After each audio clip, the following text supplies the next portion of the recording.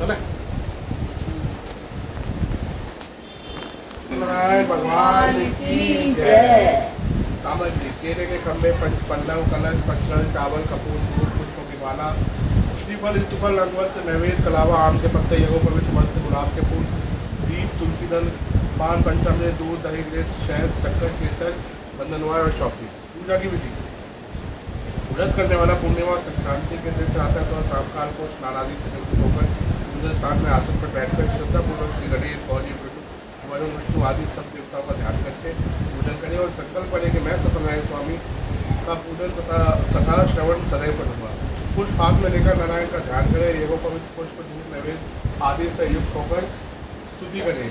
हे भगवान, मैंने श्रद्धापूर्वक फल, जल आदि सब सामग्री आपको अर्पण की है, इसे स्वीकार कीजिए। मेरा आपको बार बार नमस्कार है। इसके बाद सत्यनारायण जी की कथा पढ़े तथा अथवा श्रवण करें। श्री सत्यनारायण भगवान की जय। पहला अध्याय। एक समय नैमिषारण्य तीर्थ में शौनकादि 88,000 ऋषियों ने श्री सूत जी से पूछा, हे प्रभु, इस कलयुग में वेद विद्या रहित मनुष्य को प्रभु भक्ति किस प्रकार मिलेगी तथा उनका उद्धार कैसे होगा? इसलिए हे मुनि, कोई ऐसा तप कहिए जिससे थोड़े समय में पुण्य प्राप्त होवे तथा मनवांछित फल मिले। वह कथा सुनने की हमारी इच्छा है। सर्वशास्त्र ज्ञाता श्री सूत जी बोले, हे वैष्णव पूज्य, आप सबने प्राणियों के हित की बात पूछी है। अब मैं उस श्रेष्ठ व्रत को आप लोगों से कहूँगा जिस व्रत को नारद जी ने लक्ष्मी नारायण से पूछा था और लक्ष्मीपति ने मुनि श्रेष्ठ नारद से कहा था। तो ध्यान से सुनो। एक समय योगीराज नारद जी दूसरों के हित की इच्छा से अनेक लोगों में घूमते हुए मृत्युलोक में आ पहुंचे। यहाँ अनेक योनियों में जन्मे हुए प्राय सभी मनुष्यों को अपने कर्मों द्वारा अनेकों दुखों से पीड़ित देखकर सोचा, किस यज्ञ के करने से निश्चय ही प्राणियों के दुखों का नाश हो सकेगा। ऐसा मन में सोचकर विष्णुलोक को गए। वहाँ श्वेत वर्ण और 4 भुजाओं वाले देवों के नारायण को देखकर, जिनके हाथ में शंख, चक्र, गदा और पद्म थे तथा वरमाला पहने हुए थे, स्तुति करने लगे। ये भगवान, आप अत्यंत शक्ति से संपन्न है, मन तथा वाणी भी आपको नहीं पा सकती। आपका आदि मध्य अंत नहीं है, निर्गुण स्वरूप सृष्टि के आदि भूत व भक्तों के दुखों को नष्ट करने वाले हो, आपको नमस्कार है। नारद जी से इस प्रकार की स्तुति सुनकर विष्णु भगवान बोले, हे मुनिश्रेष्ठ, आपके मन में क्या है? आपका किस काम के लिए आगमन हुआ है? निसंकोच कहो। तब नारद मुनि बोले, मृत्युलोक में सब मनुष्य जो अनेक योनियों में पैदा हुए हैं, अपने अपने कर्मों के द्वारा अनेक प्रकार के दुखों से दुखी हो रहे हैं। हे नाथ, मुझ पर दया रखते हुए बतलाइए, उन मनुष्यों के सब दुख थोड़े से ही दर्द से कैसे दूर हो सकते हैं? श्री भगवान जी बोले, हे नारद, मनुष्यों की भलाई के लिए तुमने बहुत अच्छी बात पूछी है। जिस काम के करने से मनुष्य मोह से छूट जाता है, वह मैं कहता हूँ, सुनो। बहुत पुण्य देने वाला, स्वर्ग तथा मृत्युलोक दोनों में दुर्लभ एक उत्तम व्रत है। आज मैं प्रेमवश होकर तुमसे कहता हूँ, सत्यनारायण का यह व्रत अच्छी तरह विधि पूर्वक करके मनुष्य आयु, प्रेम, यहाँ सुख होकर मरने पर मोक्ष को प्राप्त होता है। श्री भगवान के वचन सुनकर नारद मुनि बोले कि कुछ व्रत का फल क्या है, क्या विधान है और किसने यह व्रत किया है और किस दिन यह व्रत करना चाहिए, विस्तार से कहिए। भगवान बोले, दुख शोक आदि को दूर करने वाला, धन धान्य को बढ़ाने वाला, सौभाग्य और तथा संतान को देने वाला यह व्रत सब स्थानों पर विजय करने वाला है। भक्ति संतान को देने वाला यह व्रत सब स्थानों पर विजय करने वाला है। भक्ति और श्रद्धा के साथ किसी भी दिन मनुष्य श्री सत्यनारायण की प्रातःकाल के समय ब्राह्मणों और बंधुओं के साथ धर्मपरायण होकर पूजा करे। भक्ति भाव से निवेश, केले का फल, घी, दूध और गेहूँ का चूर्ण सवाया लेवे। गेहूँ के अभाव में साठी का चूर्ण, शक्कर तथा गुड़ लें और सब भक्षण योग पदार्थ जमा करके भगवान को अर्पण करें तथा बंधुओं सहित ब्राह्मणों को भोजन कराएं। पश्चात स्वयं भोजन करें। नृत्य, गीत आदि का आचरण कर सत्यनारायण भगवान का स्मरण करते हुए समय व्यतीत करें। इस तरह व्रत करने पर मनुष्य की इच्छा निश्चय पूरी होती है। विशेषकर कलिकाल में भूमि पर यही मोक्ष का सरल उपाय है। बोलो सत्यनारायण भगवान की जय। दूसरा अध्याय। सूत जी बोले, हे ऋषि, जिसने पहले समय में इस व्रत को किया है उसका इतिहास कहता हूँ, ध्यान से सुनो। सुंदर काशीपुरी नगरी में एक अत्यंत निर्धन ब्राह्मण रहता था। वह भूख और प्यास से बेचैन हुआ नित्य पृथ्वी पर घूमता था। ब्राह्मणों से प्रेम करने वाले भगवान ने ब्राह्मण को दुखी देखकर बूढ़े ब्राह्मण का रूप धारण कर उसके पास जा आदर के साथ पूछा, हे विप्र, विप्र दुखी हुआ पृथ्वी पर क्यों घूमता है? हे श्रेष्ठ ब्राह्मण, यह सब मुझसे कहो, मैं सुनना चाहता हूँ। ब्राह्मण बोला, मैं निर्धन ब्राह्मण हूँ, भिक्षा के लिए पृथ्वी पर घूमता हूँ। हे भगवान, यदि आप इसका उपाय जानते हो तो कृपा कर कहो। जिस ब्राह्मण बोला कि सत्यनारायण भगवान मनवांछित फल देने वाले हैं, इसलिए हे ब्राह्मण, तू उनकी पूजा कर, जिसके करने से मनुष्य सब दुखों से मुक्त होता है। ब्राह्मण को व्रत का सारा विधान बतलाकर बूढ़े ब्राह्मण का रूप धारण करने वाले सत्यनारायण भगवान अंतर्धान हो गए। जिस व्रत को ब्राह्मण ने बतलाया है मैं उसको करूँगा, यह निश्चय करने पर उसे रात में नींद मिल गई। वह सवेरे उठ सत्यनारायण के व्रत को का निश्चय कर भिक्षा के लिए चला। उसको भिक्षा में बहुत धन मिला, जिससे बंधु बांधवों के साथ उसने सत्यनारायण का व्रत किया। इसके करने से ब्राह्मण सब दुखों से छूटकर अनेक प्रकार की संपत्तियों से युक्त हुआ। उस समय से वह ब्राह्मण हर मास व्रत करने लगा। इस तरह सत्यनारायण भगवान के व्रत को जो करेगा वह मनुष्य सब दुखों से छूट जाएगा। इस तरह नारद जी से नारायण का कहा हुआ यह व्रत मैंने तुमसे कहा है विप्रो, मैं अब और क्या कहूँ। ऋषि बोले, हे मुनीश्वर, संसार में उस ब्राह्मण से सुनकर किस किस ने व्रत को किया, हम यह सब सुनना चाहते हैं, इसके लिए हमारे मन में श्रद्धा है। सूत जी बोले, हे मुनियों, जिसने इस व्रत को किया है वह सब सुनो। एक समय ब्राह्मण धन और ऐश्वर्य के अनुसार बंधु बांधवों के साथ व्रत करने को तैयार हुआ। उसी समय एक लकड़ी बेचने वाला बूढ़ा आदमी आया और बाहर लकड़ियों को रखकर ब्राह्मण के मकान में गया। प्यास से दुखी लकड़हारा उनको व्रत करते देखकर ब्राह्मण को नमस्कार कर कहने लगा, आप ये क्या कर रहे हैं, इसके करने से क्या फल मिलता है, कृपया करके मुझसे कहो। ब्राह्मण का सब मनोकामना को पूरा करने वाला यह सत्यनारायण भगवान का व्रत है। इसकी कृपा से मेरे धन धान्य आदि की वृद्धि हुई है। ब्राह्मण से इस व्रत के बारे में जानकर लकड़हारा बहुत प्रसन्न हुआ। चरणामृत तले और प्रसाद खाने के बाद अपने घर को गया। लकड़हारे ने अपने मन में इस प्रकार संकल्प किया कि आज नगर में लकड़ी बेचने से जो धन मिलेगा उसी से सत्यनारायण देव का उत्तम व्रत करूँगा। यह मन में विचार कर वह पूरा आदमी लकड़ियाँ अपने सिर पर रखकर जिस नगर में धनवान लोग रहते थे वह ऐसे सुंदर नगर में गया। उस रोज वहाँ पर उसे लकड़ियों का दाम पहले से दुगना चौगुना मिला। तब वह बूढ़ा लकड़हारा दाम ले अति प्रसन्न होकर पक्के केले की पूरी, शक्कर, घी, दूध, दही और गेहूँ का आटा इत्यादि सत्यनारायण भगवान के व्रत की पूरी सामग्रियों को लेकर अपने घर गया। फिर उसने अपने भाइयों को बुलाकर विधि के साथ भगवान जी का पूजन और व्रत किया। उस व्रत के प्रभाव से बूढ़ा लकड़हारा धन आदि से युक्त हुआ और संसार के समस्त सुख भोगकर बैकुंठ को चला गया। बोलो सत्यनारायण भगवान की जय। तीसरा अध्याय। सूत जी बोले, हे श्री मुनियों, अब आगे कथा कहता हूँ, सुनो। पहले समय में उल्कम नाम का एक बुद्धिमान राजा था। वह सत्यवक्त और जितेंद्रिय था। प्रतिदिन देवस्थानों पर जाता तथा गरीबों को धन देकर उनके कष्ट दूर करता था। उसकी पत्नी कमल के समान मुख वाली और सती साधी थी। प्रतिशिला नदी के तट पर उन दोनों ने श्री सत्यनारायण का व्रत किया। उस समय वहाँ एक साधु वैश्य आया। उसके पास व्यापार के लिए बहुत सा धन था। वह नाव के किनारे पर ठहराकर राजा के पास आ गया और राजा को व्रत करते हुए देखकर विनय के साथ पूछने लगा, हे राजन, भक्ति के साथ ही आप क्या कर रहे हैं, मेरी सुनने की इच्छा है, तो आप ये मुझे बताइए। राजा बोला, हे साधु, अपने बांधवों के साथ उत्तराधि की प्राप्ति के लिए महाशक्तिमान सत्यनारायण भगवान का व्रत और पूजन किया जा रहा है। राजा के वचन सुनकर साधु आदर से बोला, हे राजन, मुझसे इसका सब विधान कहो, मैं भी आपके कथानुसार इस व्रत को करूँगा। मेरे भी कोई संतान नहीं है, इससे निश्चय ही होंगे। राजा ने इससे सब विधान सुन व्यापार से निवृत्त हो गए आनंद के साथ घर गया। साधु ने अपनी स्त्री से संतान देने वाला उस व्रत का समाचार सुनाया और कहा कि जब मेरी संतान होगी तब मैं व्रत को करूँगा। साधु ने ऐसे वचन अपनी स्त्री लीलावती से कहे। एक दिन उसकी स्त्री लीलावती पति के साथ आनंदित और संसारिक धन में द्रवित होकर सत्यनारायण भगवान की कृपा से गर्भवती हो गई तथा 10वें महीने में उसने एक सुंदर कन्या को जन्म दिया। दिनों दिन वह कन्या इस तरह बढ़ने लगी जैसे शुक्ल पक्ष का चंद्रमा बढ़ता है। कन्या का नाम कलावती रखा गया। तब लीलावती ने मीठे शब्दों में अपने पति से कहा कि जो आपने संकल्प किया था कि भगवान का व्रत करूँगा, अब आप उसे करिए। साधु बोला, है कि इसके विवाह में करूँगा। इस प्रकार अपनी पत्नी को आश्वासन देवे नगर को गया। कलावती कुछ गृह में वृद्धि को प्राप्त हो गई। साधु ने जब नगर में सखियों के साथ अपनी पुत्री को देखा तो तुरंत दूध बुलाकर कहा कि पुत्री के वास्ते कोई सुयोग वर्ण देखकर लेकर आओ।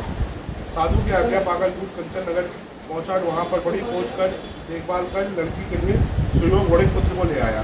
उस सुयोग लड़के को देखकर साधु ने अपने बंधु बांधवों सहित प्रसन्नचित अपनी पुत्री का विवाह उसके साथ कर दिया, किंतु दुर्भाग्य से विवाह के समय में व्रत को करना भूल गया। तब श्री भगवान क्रोधित हो गए और श्राप दिया कि तुम्हें दारुण दुख प्राप्त होगा। अपने कार्य में कुशल साधु बनिए जमाता सहित समुद्र के समीप स्थित रत्नकुंड नगर में गया और वह वहाँ दोनों ससुर जमाई चंद्रकेतु राजा के उस नगर में व्यापार करने लगे।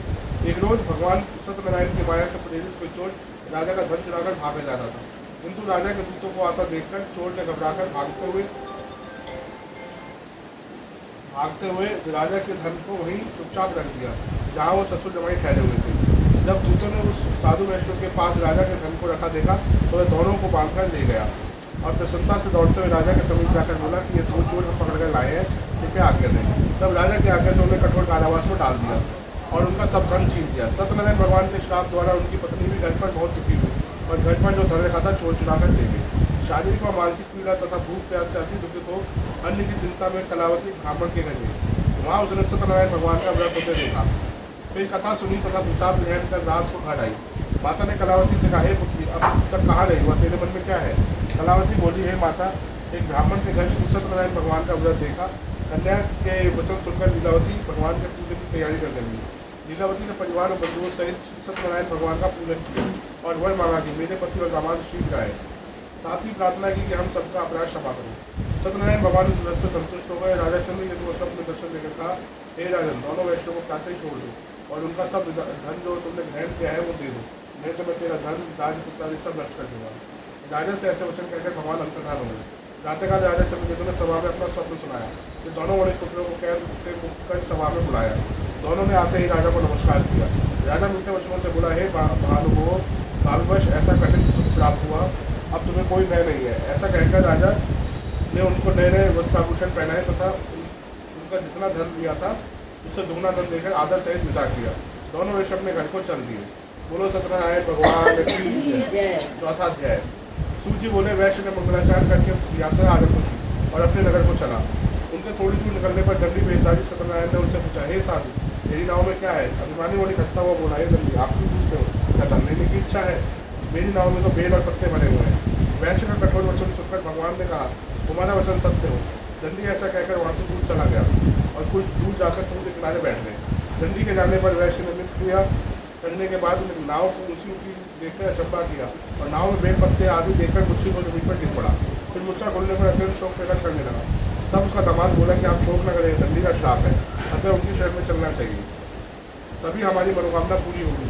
दामाद के वचन सुनकर साधु ने दंडी के पास पहुंचा और अत्यंत भक्तिभाव से नमस्कार करके बोला, हे भगवान, आपकी माया से मोहित ब्रह्मा आदि भी आपके रूप को नहीं जानते, तब मैं अज्ञानी कैसे जान सकता हूँ? आप प्रसन्न होइए, मैं सामर्थ्य के अनुसार आपकी पूजा करूँगा, मेरी रक्षा करो और पहले के समान नाव में धन भरेंगे। उसके भक्ति वचन सुनकर भगवान प्रसन्न हो उसकी इच्छा अनुसार वन देकर अंतर्धान हो गए। तब उन्होंने नाव पर आकर देखा कि नाव धन से परिपूर्ण है। फिर मैं भगवान सत्यनारायण का पूजन कर साथियों सहित अपने नगर को चला। जब अपने नगर के निकट पहुंचा तब दूत को घर भेजा। दूत ने साधु के घर जा उसकी स्त्री को नमस्कार कर कहा कि साधु अपने दामाद सहित इस नगर के समीप आ गए हैं।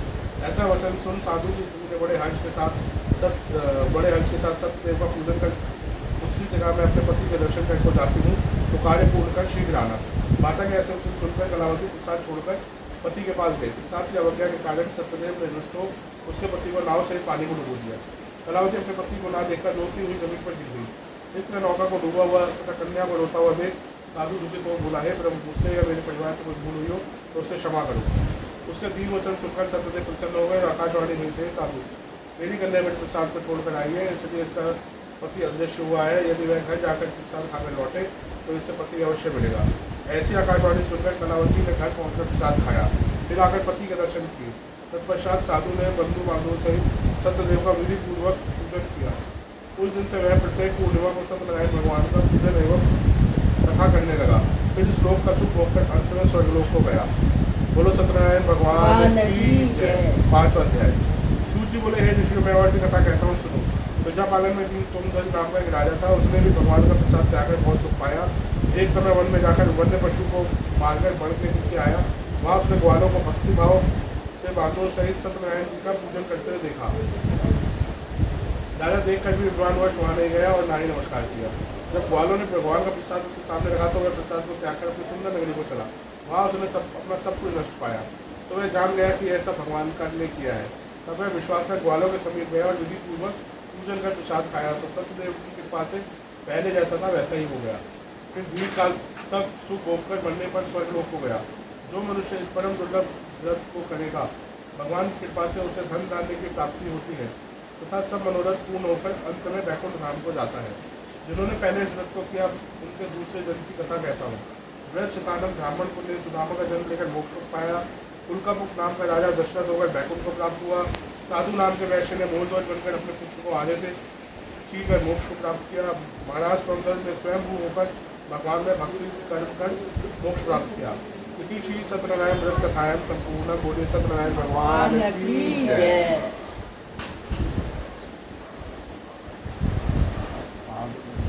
भगवान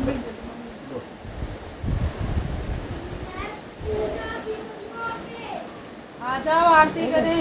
चमन दीदी आप आरती करा वो थोड़ा तो करो हवा कटोरा सब ले आओ। आ गया। हाँ आवाज करना है। हाँ,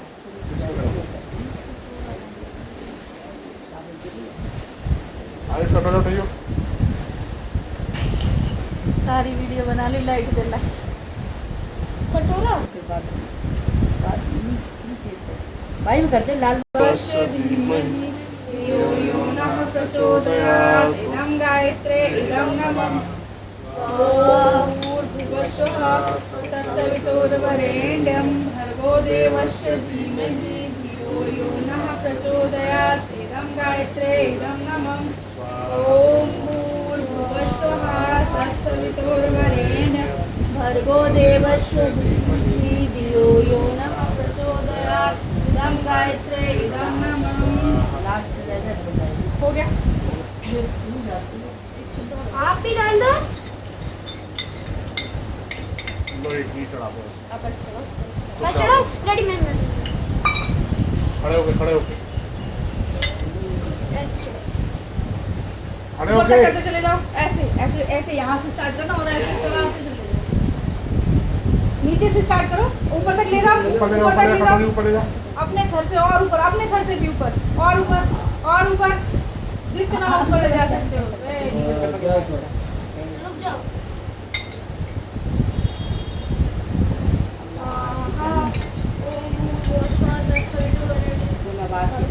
चलो स्वाद भी करेंगे मैं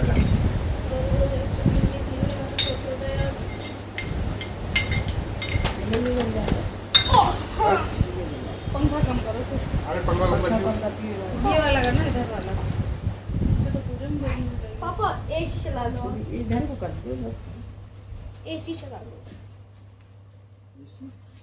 हाँ एसी चलने का टाइम है ना। अरे नहीं धुआं निकल जाएगा हवा निकल धुआं बच जाएगा एक सेकंड हाँ करो आप ये सब। ऐसे कर जय लक्ष्मी रमणा स्वामी, जय लक्ष्मी रमणा सत्यनारायण स्वामी, सत्यनारायण स्वामी जनपातक हरणा। ओम जय लक्ष्मी रमणा रतन जड़ित सिंहासन अद्भुत छवि राधे स्वामी, अद्भुत छवि राधे। नारद करत निराजन, नारद करत निराजन घंटा धन्यवादे। ओम जय लक्ष्मी रमणा प्रकट भये कनिकार द्विज को दरस दियो स्वामी, द्विज को दरस दियो। बूढ़ो ब्राह्मण बनकर, बूढ़ो ब्राह्मण बनकर कंचन में है बैठियो। ओम जय लक्ष्मी रमणा दुर्बल दीन कठार, इन पर कृपा करी स्वामी, इन पर कृपा करी। चंद्रचूड़ एक राजा, चंद्रचूड़ एक राजा जिनकी विपत हरी। ओम जय लक्ष्मी रमणा वैश्य मनोरथ पायो, श्रद्धा तज दीनी स्वामी, श्रद्धा तज दीनी। सो फल भोग्यो प्रभु जी, सो फल भोग्यो प्रभु जी फिर स्तुति कीनी। ओम जय लक्ष्मी रमणा भक्ति के कारण छिन छिन रूप धरो स्वामी, छिन छिन रूप धरो। श्रद्धा धारण कीनी, श्रद्धा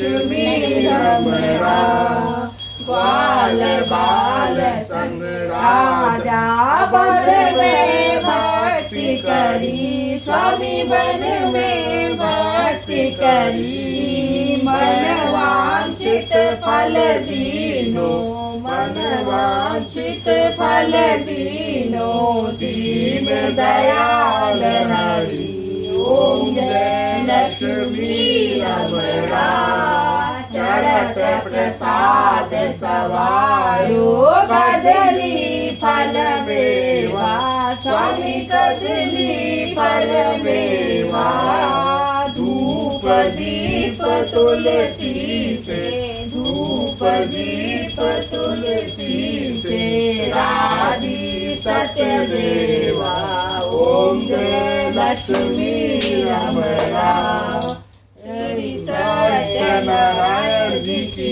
आरत जो कोई नर गाता स्वामी प्रेम सहित गाता कहत शिवानंद स्वामी कहत हरि हर स्वामी मनवांछित फल पाता ओम जय लक्ष्मी रमणा बोलो लक्ष्मी सत्यनारायण की जय महादेव की जय आगे खाटू श्याम बाबा की खाटू श्याम बाबा की सालासर बालाजी की और गोवर्धन भगवान की जय आरती